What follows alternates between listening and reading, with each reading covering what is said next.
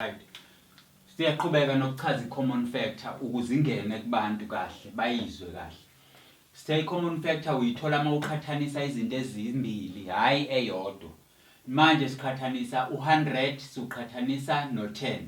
Inamba ezingena ku100 siyibize ngama factor nalezo ezingena ku10 siyibize ngama factor. Ngenye indlela phakathi kwami nawe yini lene khona kimi iphindi bekhona kuwe ku100 khona u1 na ku10 khona u1 ku100 khona u2 na ku10 kukhona u2 ku100 khona u5 na ku10 kukhona u5 ku100 khona u10 na ku10 khona u10 ku100 kukhona u25 bekhona u50 bekhona no100.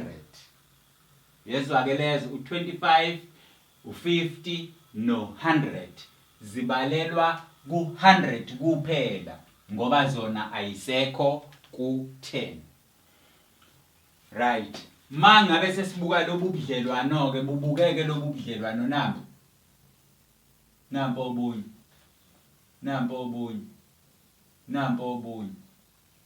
all these numbers.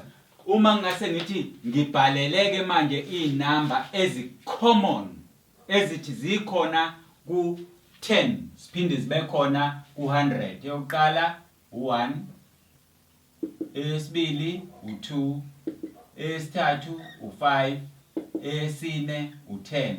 Lezi namba zithi zikhona ku10 ziphinde zibe khona ku100. Kanti u25 no50 no100 abekho ku10 baku100 kuphela. So i-relationship numbers that are common between inamba ezikhona ku100 iphinde ibe khona ku10 u1 2 5 and 10 1 2 5 and 10. Sengifuna ke manje sisuke siyaqhubeka kahle sisuke simuva nayo lento yento ecommon bese sizothi khona a highest common factor and the lowest common factor. I-highest si representa ngo HCF, i-lowest si represente ngo LCF, lowest common factor, highest common factor. Right. Sesithi ke asibuke la kulezi namba lezi esithe zikhona ku6 zikhona ku9. Ma nazi zona zombili nazi u1 no3. But ma uyibuka zona u1 no3 angithi sithi zi-common. Ma sithi zi-common sisho ukuthi zitholakala endaweni ezimbili. Kodwa ma usuyibuka zona ake sibukeke yipi encane kunenye u1 mncane kuno3. So u1 is a lowest common factor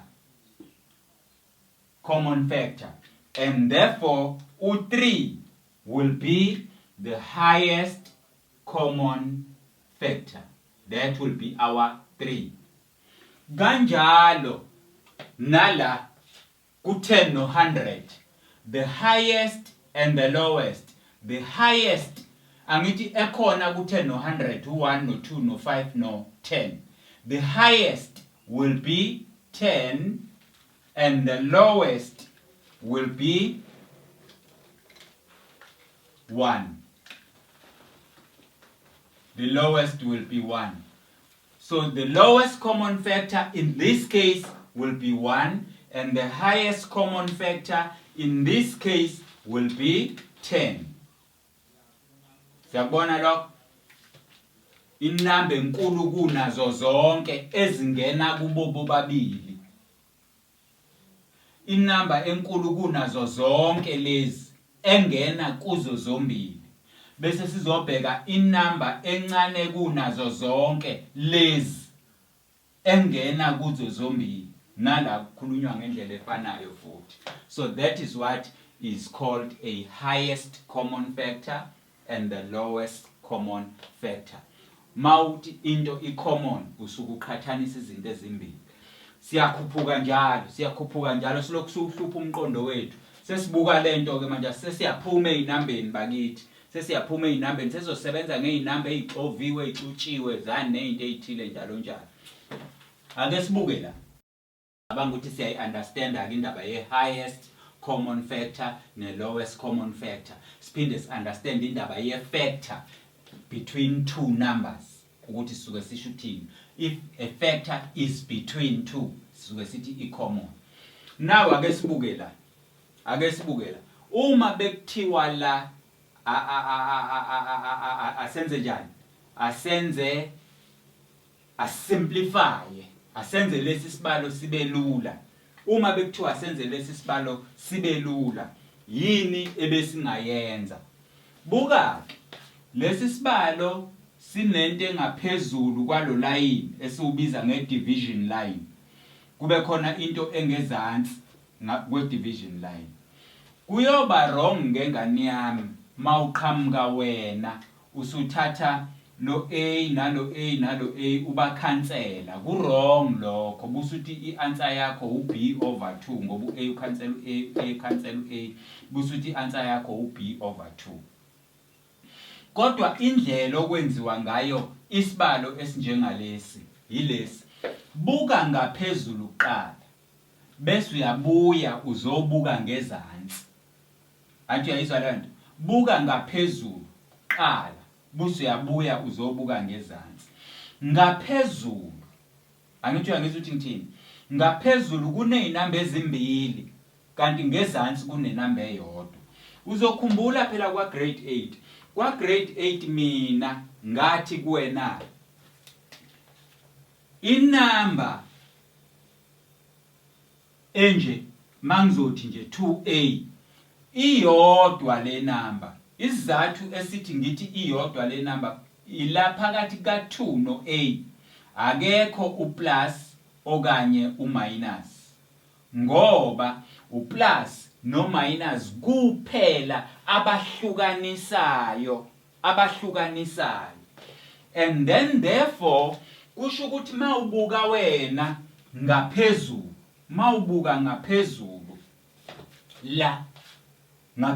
la ubona inamba ezimbili. Eyokuqala uAB bese iyahlukaniswa. uAB uhlukene noA. uA uyimele noAB uyimele.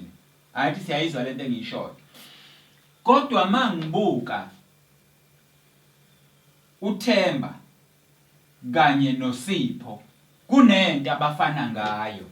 Mangibuka uThemba kanye noSipho, let us say uThemba lo uSipho lo.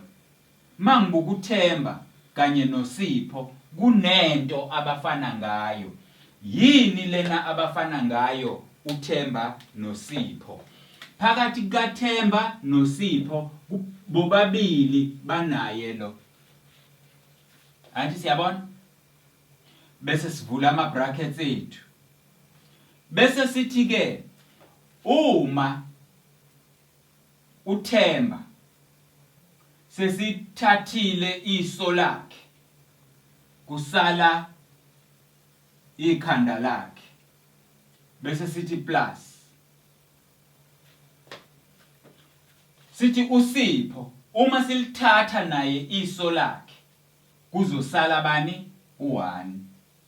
Ngokuchazela ukuthi kwenzeka kanjani. Bese yonke lento siyibuyisela ngaphezulu kwale. Angithi uyakhumbula nakho. Siqale ngokuthi inamba engena ku6 u1. Athi ayibona lonto. Sathi u6 ku6 ungena ka1, u1 angene ka6. Okusho ukuthi u1 uyohlale eyifactor yanoma yiphi enye inamba ngoba ayikho inamba engangenwa u1.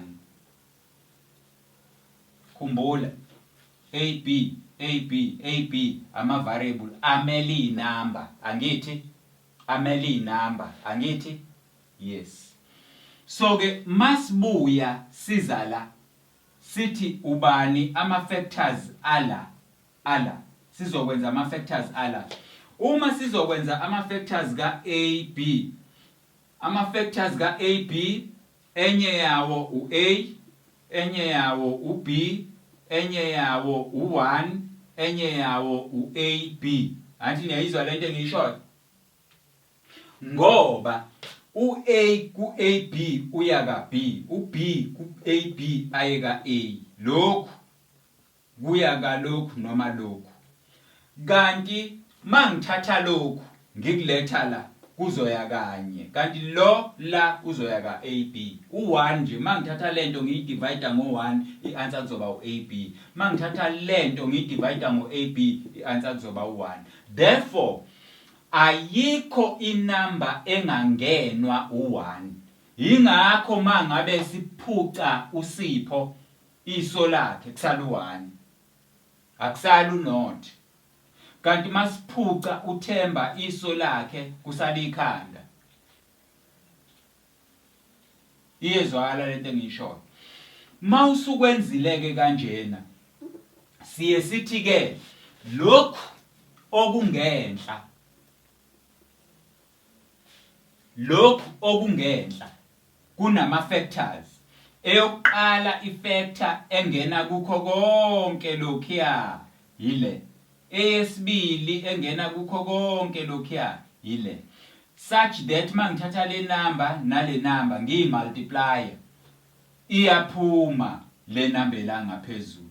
Kanjalo uma ngizothatha u2 ngumultiply ngo3 uyaphuma u6. Ngithatha u1 ngumultiply ngo6 uyaphuma u6. Ayithi yayibona leyo nto. So ke nala mangithatha lo ngimultiply nalo kuzoba uAB. Mangithatha lo ngimultiply no1 kuzoba uA noma u1A. Ayithi niyayizwa leyo nto. Iyakwazi ukubuyela emuva. Mase sifike kuleso stage usiyakwazi ukukhansela ke. Lo akhansele lo waya. Awukhanseli lapha yana. Yezwakala? Esekuseleke manje kuzosala bani? uB ehlangene no1 over 2. Lokhu ke sekuyiyona answer yakho yaleso sibalo. Sekuyiyona answer yakho yaleso sibalo.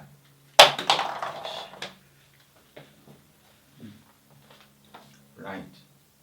Lokho sekuyiyona answer yakho yaleso sibalo. Ake siphinde sibuke lesike. Sibuka le number yokuqala. Sibuka inamba yesibili. Ngoba behlukanisiwe uphawu. Ngithe uphawu olwehlukanisa inamba kuba uplus noma uminus. Kanti le iyodwa le. Ngoba akukho phawu phakathi kwalezi inamba. Iyodwa le yaya. Asibukeke ukuthi masibuka le kanye naleya ya yibuphi ubudlelwano obukhona. U3 ukhona la futhi u3 ukhona la.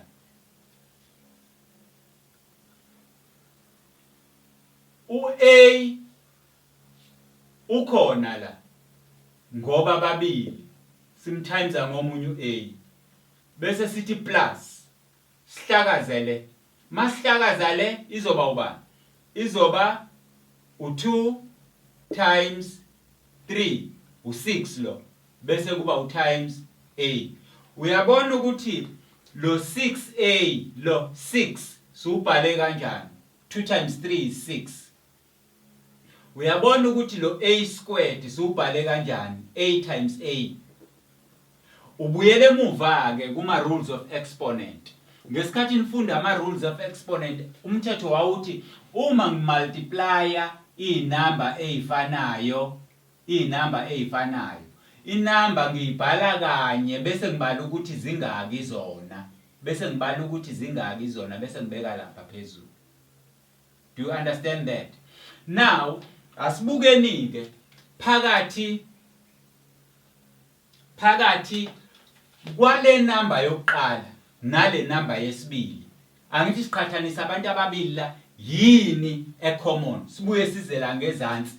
La ngezansi u6 wakhona nawo u2 times 3 times A.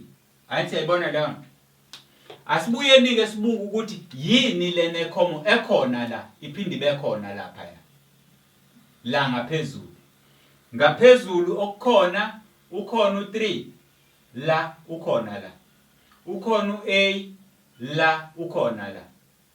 Mangithatha u3A ngithatha u3A ndawo zombili ngifaka ama brackets.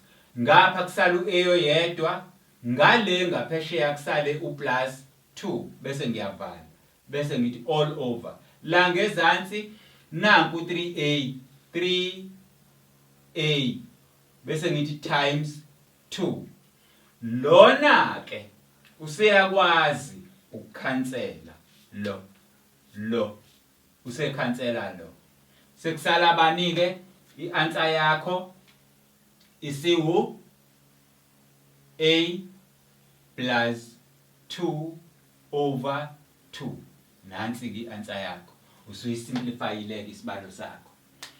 Asiphinde sizobuka la omunye uzogijima cancel u7 athi u7 ucancel u7 ianswer u14x cha bakunjalo. Buka kuqala la kuneyinamba khona eziningi ziningi la ngaphezulu ngoba zehlukaniswe uphawu yokuqala le yesibili le asibhalele nake u14 uyafana no7 times 2 bese ngithi times x u14 lo ngoba u7 times 2 unginikeza u14 times x nangu bese ngithi plus bese ngehlisa lo wa7 bese ngithi konke lokhu ngidivide ngo7 bese ngiqhubeka lapho bese ngibuka ngaphezulu ngibuke kule number yokuqala nale number yesibili ukuthi iyiphi inamba ekhona bese bakhona ndawo zonke u7 ukhona la bese ngivula ama brackets ami okusele ngapha u2x plus mangivula ama brackets lo 7 sengubekela kusala u1 la bese ngiyavala bese kuba over 7 then mase ngikwenzile lokho lo 7 lo usuyakwazi ukukhansela lo wa7 sekusele bani ke u2x plus 1 njenge answer yami. That is how ke we simplify ama fraction kodwa simplify ama fraction isebenzisa ini lokho esikubiza ngokuthi it's a common factor. Simplify ama fraction kodwa sisebenzisa lokho esikubiza ngani ngokuthi i common factor. Ake ngikunikeze ke isummary yalento strong ethe uqoqeka yahlangana ndawonye. Ngithe kuwena uma sithi common factor, common fanele kube nezinto ezimbili oyiqhathanisayo noma ezintathu noma ngaphezulu. Kodwa nje kufanele kube nezinto oyiqhathanisayo. A factor yini le ngiyithola kokuqala ngiphinde ngiyithole kokwesibili ngiphinde ngiyithole kokwesithathu. Iyona ke ifactor leyo ngoba itholakala ngithi sonke ngenye indlela ibona budlelwane. Isizathu esenza ngithi there must be more than one numbers for us to find a kind of a relationship by comparing. Kumele makube siqhathanisa okungaphezulu kokukodwa ukuze sithole lolo hlobo lobudlelwane. Right? Saqhathanisa u9 no6 sathola ukuthi u6 unalezi inamba ezingenayo because ama factors is a number that goes into, divides into and leaves no remainder. No9 ngokunjalo nazo ezakhe.